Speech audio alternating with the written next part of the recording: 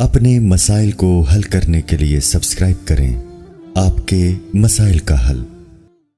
جمعے کے دن والدین کی قبر پر جانا، کیا جمعہ کے دن والدین میں سے کسی کی قبر کی زیارت کی کوئی خاص فضیلت ہے؟ ارسلان صاحب راولپنڈی سے۔ نہیں جناب، لوگ آج کل جمعے کے دن یا عید کے دن قبرستان جا رہے ہوتے ہیں، اس کی کوئی حیثیت نہیں ہے۔ کسی بھی دن جب چاہیں آپ قبرستان چلے جائیں، اپنے والدین یا بزرگوں کی قبر پہ بھی جا سکتے ہیں، ان کے لیے دعا کریں وہاں جا کے، اور قبرستان جانا چاہیے۔ حدیث میں آتا ہے زورھا فإنھا تذکر الآخرہ، قبرستان کی زیارت کیا کرو، اس سے آخرت کی یاد تازہ ہوتی ہے، لیکن اس کے لیے دن متعین نہیں ہے۔ جمعے کو اس نیت سے جانا کہ اس دن ثواب زیادہ ملے گا تو یہ پھر بدعت ہے۔ والد کی وفات کے بعد روزانہ قبرستان جانا، میرے والد کو کے انتقال کو 8 مہینے ہو گئے ہیں، میں روزانہ قبرستان جاتا ہوں، وہاں جا کر سورہ یاسین وغیرہ پڑھتا ہوں، تو کیا روزانہ وہاں جانا بدعت ہے؟ بہت سے لوگ اس سے روکتے بھی ہیں۔ یونس صاحب انڈیا سے۔ دیکھیں، سورہ یاسین پڑھنے کے لیے جانا تو بدعت ہے۔ سورہ یاسین تو کہیں سے بھی پڑھی جا سکتی ہے، یہاں بھی پڑھی جا سکتی ہے، وہاں بھی پڑھی جا سکتی ہے۔ آپ اگر صرف زیارت کے لیے جاتے ہیں تو 2 زیارتیں ہو سکتی ہیں۔ ایک تو قبرستان کی زیارت کے لیے جانا، وہ تو نبی صلی اللہ علیہ وسلم نے حکم دیا، فرمایا زورھا فإنھا تذکر الآخرہ، قبرستان کی زیارت کیا کرو، اس سے آخرت کی یاد تازہ ہوتی ہے۔ تو جتنی زیادہ زیارت کریں آپ، روزانہ جائیں، روزانہ آخرت قبر کو یاد کرنے کے لیے تو روز جانا بھی فضیلت ہے، اس میں کوئی ممانعت کی کوئی دلیل نہیں، کیونکہ جب نبی نے حکم دے دیا تو ہر آدمی اپنی استطاعت کے بقدر جا سکتا ہے۔ دوسرا مسئلہ ہے اسپیشل والد کی قبر کے لیے جانا، تو اس کا بھی حدیث سے ہمیں ثبوت ملتا ہے۔ نبی صلی اللہ علیہ وسلم نے اللہ سے اجازت مانگی کہ اپنی والدہ کی قبر کی آپ کو اجازت دی جائے، ان کی زیارت کی، تو اللہ نے اجازت دے دی۔ تو والدہ سے محبت تھی، اسی وجہ سے رسول اللہ صلی اللہ علیہ وسلم اپنی والدہ کی قبر کی زیارت کے لیے گئے۔ تو انسان کو جس سے محبت ہوتی ہے، ظاہر ہے اس کی ہر چیز سے محبت ہوتی ہے، تو والد سے اگر آپ کو محبت ہے تو ان کی قبر کی زیارت کا دل چاہتا ہے انسان کا، میں جا کے اپنے والد کی قبر کی زیارت کروں۔ لیکن اسپیشل دعا مانگنا کے لیے جانا یا تلاوت کے لیے جانا، اس میں جانے کی ضرورت نہیں ہے، وہ دعا ہر جگہ سے قبول ہوتی ہے، ایصال ثواب ہر جگہ سے ہوتا ہے، تو اس نیت سے آپ نہ جائیں۔ ہاں، جانے کے بعد آپ وہاں دعا کریں یا کچھ تلاوت کر لیں تو وہ جائز ہے۔ ایک ہے گئے اور آپ کو خیال آیا کہ خاموش بیٹھنے سے بہتر ہے کہ میں اپنے والد کے لیے دعا کروں، تو یہ بہت اچھی بات ہے، لیکن یہ سمجھنا کہ وہیں جا کے تلاوت کروں گا تو زیادہ فائدہ ہوگا، وہیں جا کے دعا مانگوں گا تو ٹھیک ہے، وہاں جا کے دعا مانگنے میں ذرا استحضار زیادہ ہوتا ہے، اس لحاظ سے تو بہرحال فائدے کی چیز ہے، لیکن ایسی چیزیں آہستہ آہستہ بدعت بن جاتی ہیں۔ تو اس لیے آپ روزانہ والد صاحب کی قبر کی زیارت کریں تو کوئی گناہ نہیں ہے، لیکن اس زیارت کی بیس والد صاحب سے محبت ہونی چاہیے۔ پھر وہاں جا کے فضول بیٹھنے کے بجائے آپ سورہ یاسین پڑھ لیں یا دعا مانگ لیں والد صاحب کے لیے، تو یہ بھی ایک ثواب کا عمل ہے، اس کے بھی ناجائز ہونے کی کوئی دلیل نہیں ہے۔ لیکن یہ کانسیپٹ کہ یہاں سے ثواب پہنچاؤں گا تو کم پہنچے گا، وہاں جا کے یاسین پڑھوں گا تو زیادہ ثواب ملے گا، یہ تصور 100% غلط ہے۔ قبرستان میں ہاتھ اٹھا کر دعا کرنا، کیا قبرستان میں ہاتھ اٹھا کر دعا کر سکتے ہیں؟ کر سکتے ہیں، ناجائز ہونے کی کوئی دلیل نہیں ہے۔ البتہ جہاں یہ خطرہ ہو، شرک کا وہم ہو، جیسے کوئی مزار ہے یا ایسا قبرستان ہے جہاں لوگ مردوں سے دعائیں مانگتے ہیں، وہاں آپ بھی ہاتھ اٹھا کے دعا مانگو گے تو یہ وہم ہو سکتا ہے کہ آپ بھی قبر سے مانگ رہے ہو، تو ایسی وہم والی جگہوں پہ بہتر یہی ہے کہ ہاتھ اٹھا کے دعا نہ مانگی جائے، تاکہ شرک کا دروازہ نہ کھلے اور لوگ آپ کے بارے میں بدگمان نہ ہو۔ لیکن جہاں ایسا نہیں ہے، جیسے سعودی عرب میں تو اس کا تصور نہیں ہے کوئی قبر سے مانگ رہا ہو، تو وہاں اللہ کا فضل ہے کہ یہ قبر پرستی نہیں ہے وہاں، جیسے ہمارے انڈیا پاکستان میں جو بدعتیوں نے شروع کی ہوئی ہے، سعودی عرب میں تصور نہیں ہے۔ اب وہاں اگر کوئی ہاتھ اٹھا کے دعا مانگ رہا ہے تو کوئی وہم بھی نہیں کر سکتا کہ قبر سے مانگ رہا ہے، لیکن بہرحال ذرا سا بھی وہم کا اندیشہ ہو کہ قبر سے تو نہیں مانگ رہا تو پھر ہاتھ اٹھا کے دعا نہیں مانگنی چاہیے۔ میرا معمول یہ ہے کہ میں جب قبر پہ دعا مانگتا ہوں تو ہاتھ جب اٹھاتا ہوں تو رخ قبلے کی طرف کر لیتا ہوں، اس میں یہ فائدہ ہوتا ہے کہ یہ وہم ہی ختم ہو جاتا ہے، تو آپ کا رخ قبر کی طرف ہو اور پھر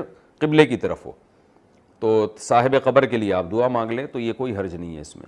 جنازے کے سامنے قرآن پڑھنے کی حقیقت، جنازے کے سامنے جو لوگ قرآن پڑھتے ہیں یا سورہ یاسین پڑھتے ہیں، کیا یہ عمل حدیث سے ثابت ہے یا بدعت ہے؟ عبدالصمد صاحب نے انڈیا سے پوچھا ہے۔ جنازے کے سامنے اسپیشل جنازے کی وجہ سے قرآن پڑھنا یا سورہ یاسین پڑھنا، میرے علم میں ایسی کوئی حدیث نہیں ہے، تو اور جب تک جنازے کو نہلایا نہ گیا ہو تو اس کے سامنے تلاوت کرنے کو فقہا نے غلط لکھا ہے، ناجائز لکھا ہے۔ تو جب تک جنازے کو نہلایا نہ جائے تو پھر نہلانے کے بعد آپ اس کے سامنے قرآن پڑھ سکتے ہیں، لیکن کوئی سنت عمل نہیں ہے۔ ہوتا یہ ہے کہ جب جنازے کو نہلا کے لایا جاتا ہے، گھر میں رکھا جاتا ہے، تو جب تک یعنی نماز جنازہ کے لیے لوگ جمع نہیں ہوتے، میت کو گھر میں رکھا جاتا ہے، تو اس دوران علماء یہ کہتے ہیں کہ اس کے پاس بیٹھ کے قرآن کی تلاوت کریں۔ وہ اس لیے کہتے ہیں کہ ورنہ اگر تلاوت نہیں کریں گے تو ادھر ادھر کی فضول باتیں کرنا شروع کر دیں گے، لوگ غیبتیں بھی شروع کر دیتے ہیں۔ اب جنازہ رکھا ہوا ہے تو بہتر ہے نا کہ اللہ کو یاد کیا جائے، اللہ کا ذکر کیا جائے، آخرت کی یاد کو تازہ کیا جائے۔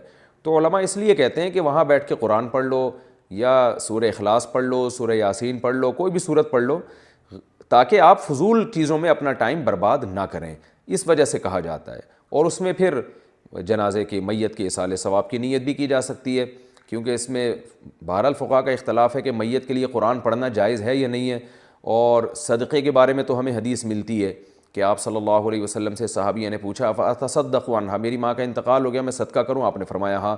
تو جمہور علماء نے اس سے استدلال کیا کہ جب صدقہ بھی ایک نیکی ہے تو وہ نیکی پہنچائی جا سکتی ہے میت کو، تو اس میں ایک علامت بیان کی ہے کہ کوئی بھی نیک عمل پہنچایا جا سکتا ہے، تو قرآن کی تلاوت بھی نیک عمل ہے۔ بعض فقہا کہتے ہیں کہ نہیں، صدقہ تو جائز ہے کیونکہ حدیث میں صدقے کا ذکر ہے، تلاوت کا ذکر نہیں ہے، لہذا تلاوت جائز نہیں۔ تو اختلاف رائے ہے اس میں۔ بر صغیر میں چونکہ فقہ حنفی کو فالو کیا جاتا ہے، اور میری رائے میں فقہ حنفی کی دلیل بہت مضبوط ہے، کیونکہ احادیث میں آپ صلی اللہ علیہ وسلم نے ہمیشہ اصول یہ رہا ہے کہ جزئیے کے ضمن میں کلیات سکھائے جاتے ہیں۔ جیسے قرآن میں آتے ہیں نا لا تقل لہما اف، ماں باپ کو اف مت کرو، تو یہ ایک مثال ہے، مطلب یہ کہ تکلیف نہ دو۔ تو اسی طرح جو حدیث میں آتا ہے صدقہ کر سکتے ہو میت کے لیے، تو ایک مثال ہے، مطلب یہ کہ کوئی بھی نیکی کی جا سکتی ہے۔ اور دوسری بات یہ کہ حنفیہ کا جو قول ہے نا، اس میں ذرا وسعت زیادہ ہے، اللہ کی رحمت کو آپ پھیلا دیتے ہیں کہ بھئی اگر میت کے لیے تلاوت بھی جائز ہونے کا ہم فتویٰ دیں گے تو اس سے اس بہانے لوگ تلاوت کریں گے، ثواب حاصل کریں گے، اور اللہ سے امید ہے کہ اللہ اس میت کو اس ثواب پہنچائے گا، تو اچھا ہے نا، اللہ کی رحمت سے اچھی امیدیں لگائیں۔ تو ویسے بھی شریعت کا مزاج ہے کہ جس چیز میں رحمت والا عنصر غالب ہو اس قول پہ آپ کو فتویٰ دینا چاہیے، یہ ہماری رائے ہے۔ اگر کوئی اس سے اختلاف کرتا ہے تو وہ اس کا اپنا مسئلہ ہے۔ تو اس لیے جنازے کے پاس قرآن پڑھنا الگ سے کوئی اس کی فضیلت ہمارے علم میں نہیں ہے حدیث میں، لیکن کہا اس لیے جاتا ہے کہ وہاں بیٹھ کے ادھر ادھر کی باتیں کرنے سے بہتر ہے کہ آپ قرآن پڑھ لیں۔ البتہ قرآن خوانی میت کے لیے یہ جائز نہیں ہے، کیونکہ قرآن خوانی کو کہتے ہیں کہ لوگوں کو قرآن پڑھنے کے لیے جمع کرنا۔